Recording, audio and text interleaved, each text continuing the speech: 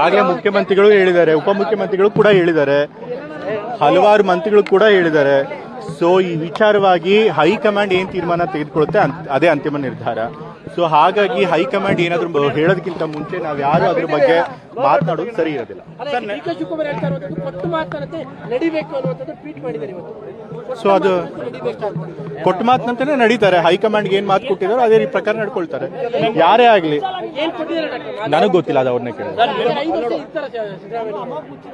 ಮುಖ್ಯಮಂತ್ರಿಗಳು ಏನ್ ಹೇಳಿದ್ದಾರೆ ಈಗಂತೂ ಸದ್ಯಕ್ಕೆ, ನನಗಂತೂ ಆಸ್ ಎ ಪಾರ್ಟಿ ವರ್ಕರ್ ಆಗಿ, MLA ಆಗಿ, ಈಗ ಸದ್ಯಕ್ಕೆ ಮುಖ್ಯಮಂತ್ರಿಗಳನ್ನು ಬದಲಾಯಿಸೋ ಪರಿಸ್ಥಿತಿ ಅಂತೂ ನಂಗೆ ಕಾಣಿಸ್ತಿಲ್ಲ. ಯಾಕೆ ಅಂತಂದ್ರೆ ಮುಖ್ಯಮಂತ್ರಿಗಳ ಮೇಲೆ ಯಾವುದೇ ದೂರಿಲ್ಲ, ಹಗರಣ ಅಂತ ಏನಿಲ್ಲ, ಒಳ್ಳೆ ಆಡಳಿತ ಕೊಟ್ಟಿದ್ದಾರೆ, MLAಗಳು ಅವ್ರ ಪರವಾಗಿದ್ದಾರೆ.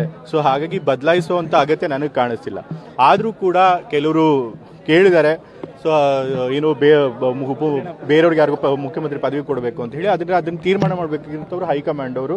ಸೊ ಹೈಕಮಾಂಡ್ ಅವರು ಇದ್ರ ಬಗ್ಗೆ ಏನಾದರೂ ಮಾತಾಡೋದಕ್ಕಿಂತ ಮುಂಚೆ ನಾವೇನೇ ಅಭಿಪ್ರಾಯ ಹೇಳಿದ್ರು ಅದು ಸರಿ ಇರೋದಿಲ್ಲ.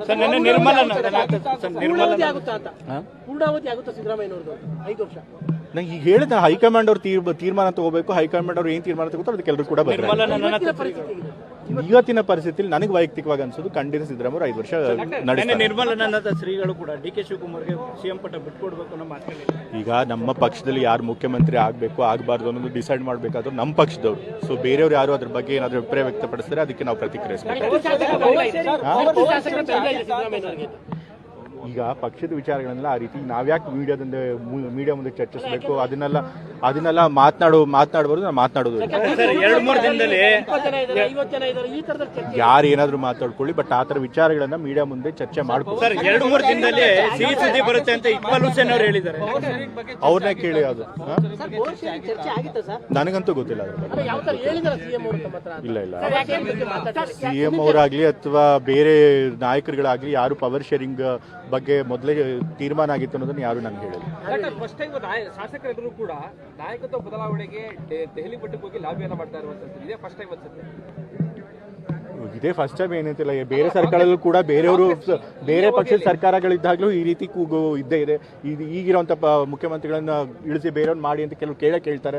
ಮುಖ್ಯಮಂತ್ರಿ ಕಕ್ಷಿಗಳ ಎಲ್ಲ ಪಕ್ಷಗಳು ಬೇಕಾದ ಜನ ಇದ್ದೇ ಇರ್ತಾರೆ. ಸೊ ಅವ್ರ ಕೇಳೋದ್ರೊಳಗೆ ಏನು ತಪ್ಪಿಲ್ಲ.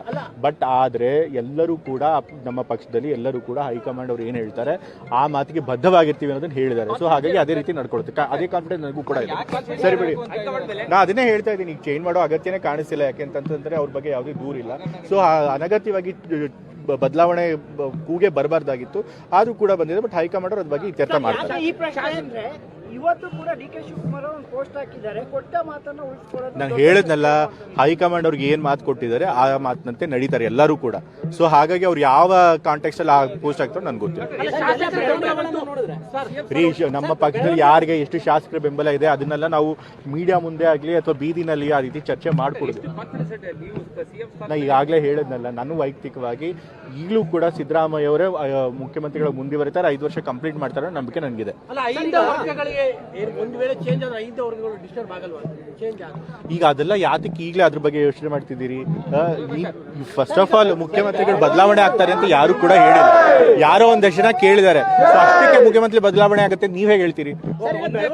ನೋಡಿದ್ರೆ ಒಪ್ಪಂದ ಆಗಿತ್ತು, ಚರ್ಚೆ ಆಗಿತ್ತು ಅಂತ ಏನಾದ್ರು ತಮ್ಗೆ ಅನ್ಸುತ್ತೆ? ನಾ ಈಗಾಗಲೇ ಹೇಳಿದ್ನಲ್ಲ, ನನಗೆ ತಂದೆಯವರಾಗ್ಲಿ ಅಥವಾ ಬೇರೆ ಇನ್ಯಾವುದೇ ನಾಯಕರಾಗ್ಲಿ ಆ ರೀತಿ ಒಪ್ಪಂದ ಆಗಿತ್ತೆ ಅನ್ನೋದ್ರ ಬಗ್ಗೆ ನನಗೆ ಹೇಳಿಲ್ಲ. ಸೊ ಹಾಗಾಗಿ